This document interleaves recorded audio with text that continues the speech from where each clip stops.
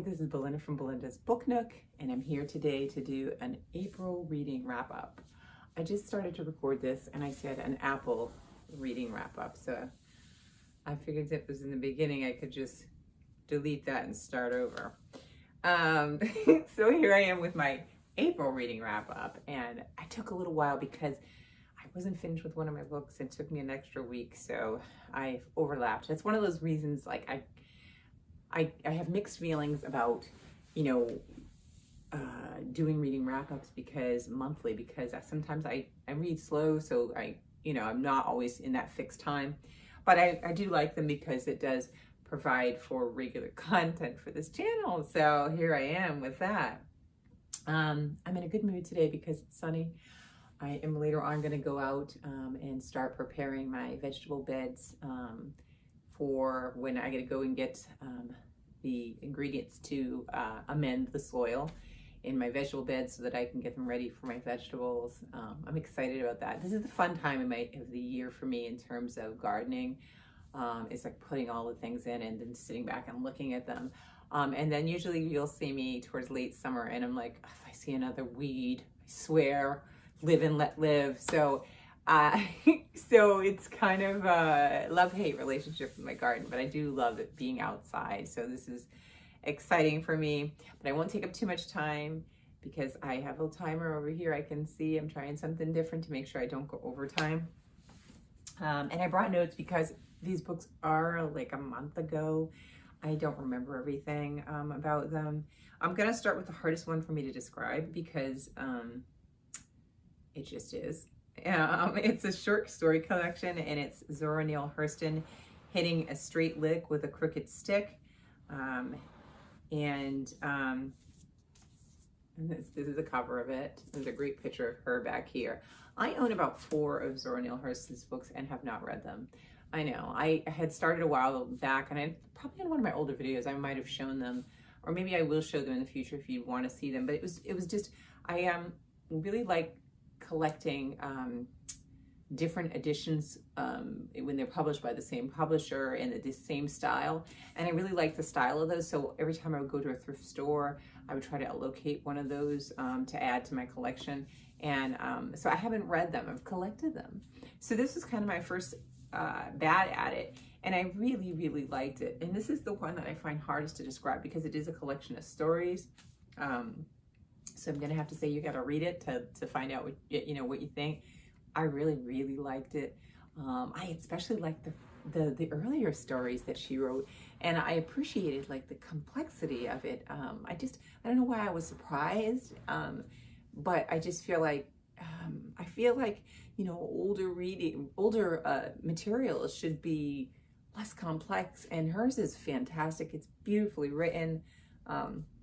As the stories progress, it does get, some of them get a little bit, a little bit harder for me to kind of grasp. I guess that would be the word with them. But I then listened, I started reading it, and then I started to listen to the audio version, which is a fantastic way to do it. I know that they tell you it's good to read this if we weren't under pandemic, because I finished the latter part of this during a pandemic. I would probably sit somewhere alone and read this out loud. And that's how this is meant to be read, I think. And I think that is really fun. But because I'm not always as good at some of the dialects and stuff in here, it was really good to have somebody read this. So I think this is a great one. I think you should check it out. I'm gonna try to read other ones. This is the one I have least amount to say, and I apologize for that. Just because it was a bunch of different stories, but I did really enjoy it. So that's my first one. And then, let me see, I have notes. What's my second one? Oh, my second one, yeah.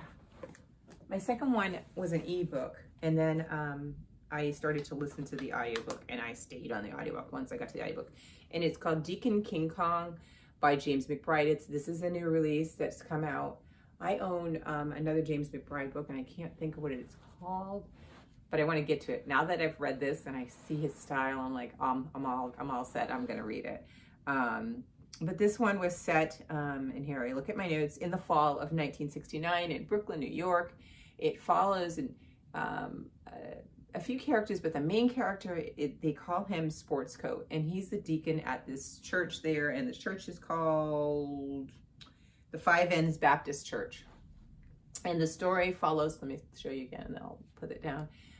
The story follows him, and one day he, and this isn't a spoiler, you know, he begins to drink, and he ends up going and shooting point blank the local drug dealer, also somebody that he knows as well, because he grew up in that town, in that place, and so it kind of, the story kind of takes you from that particular incident, and it kind of fans out, and it shows you how the people are affected.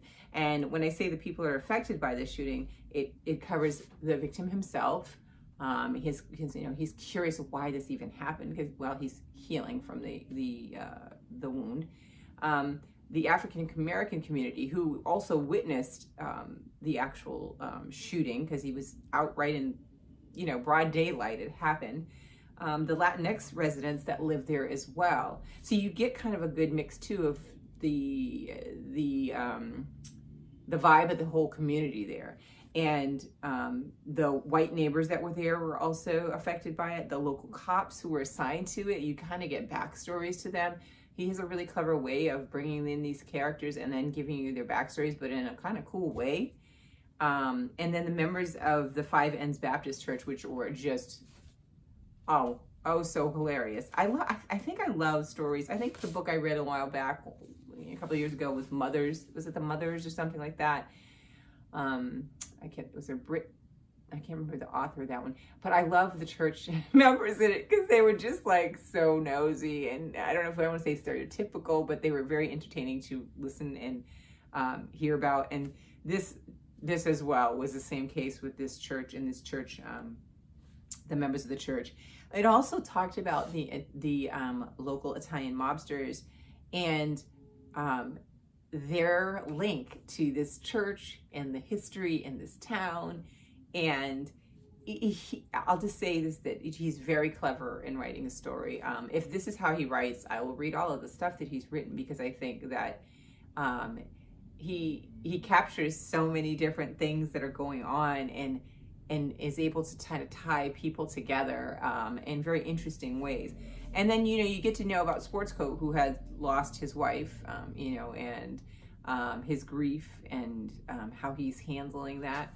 So it's a great story. The audiobook is phenomenal. If you're not an audiobook person, there's certain books like I just think are just so good. I think this would be great to read, but it was so funny. The person that did the audio, and I didn't write the name down again, that did the voice, was amazing. And that was so good. And that was Deacon King Kong by James McBride. I don't want to go too long on that, but really good read. The next one was, and I had gotten this a while back, I think I showed you, was Jacqueline Woodson's Right at the Bone, which is also a newer release. And this one, I did write a couple notes on this one too. This one follows a family. It's circled around, it's set also in Brooklyn, and it is, let's see, I don't know what I've said the time. I think this was I'm not sure, I can't remember what the time frame again was for this one, but it's set in Brooklyn, and it follows 5 different perspectives. And it has Iris, Aubrey, Iris's parents, and Melody. And Melody is Iris's daughter. Iris had Melody when she was 16 years old. Iris and Aubrey were dating at the time. She got pregnant. She had Melody. And the story, very cleverly, she tells the story from starting at the point where Melody is turning 16. So it's a pivotal moment for Melody as a young child turning 16, but it's also for her mom, Iris. This is the year that she had her child, you know, her first and only child. And so it's a good jumping off point to give you backstory to Iris, of Aubrey, and for the grandparents and their perspective, and also for Melody herself, who's in this situation as well.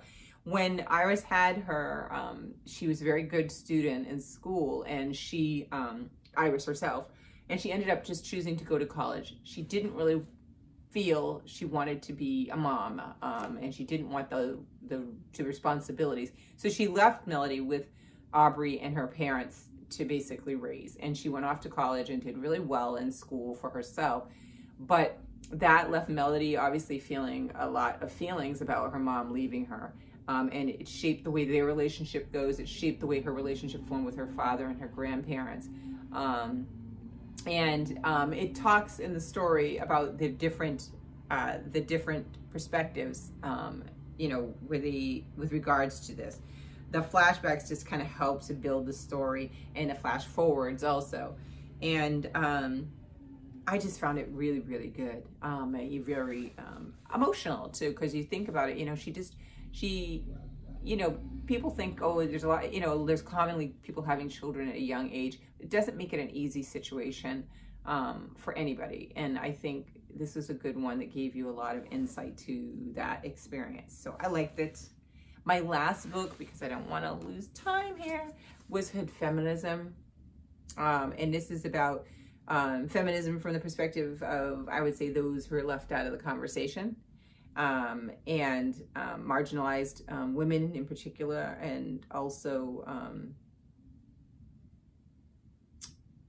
the things that I really felt was really cool about this book. Let me see, I think I marked some places, but one thing that I thought was really cool about this is that she, her titles for her chapters, kind of summarize how she approaches the talking about feminism. She talks about gun violence, hunger. She talks about patriarchy, how to write about Black women, pretty for a ... Black girls don't have eating disorders. The hood doesn't hate smart people. Missing and murdered, fear and feminism. I just underlined and starred. I didn't have a problem writing in this book at all. I just found it very, very important book to read. I think everybody should read it, because it does talk about how, a lot of things about how modern, or how feminism in itself is leaving people out of the equation, and not realizing sometimes, and sometimes knowingly. And so I also underlined areas in here that I defined as an action or a shift in a way that we could approach things moving forward after you've, digested the information she said in here. So let me just read a couple. One was, we have to stop maintaining the status quo and toxic hierarchies of respectability.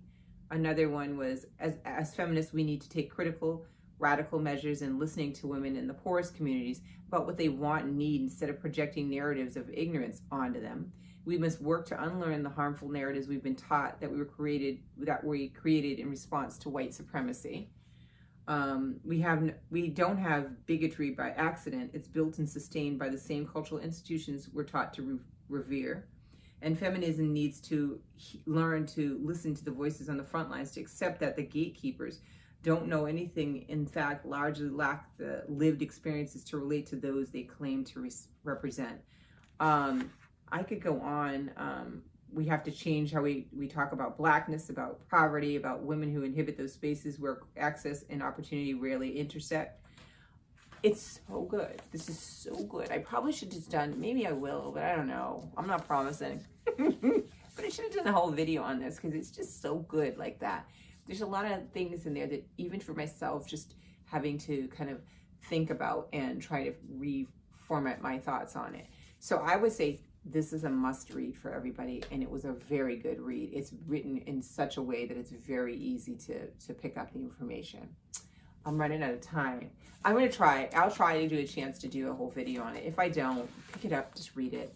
I hope you all are doing well. Stay safe, wash your hands, read books, and I'll be back with some more videos soon. Okay, bye-bye.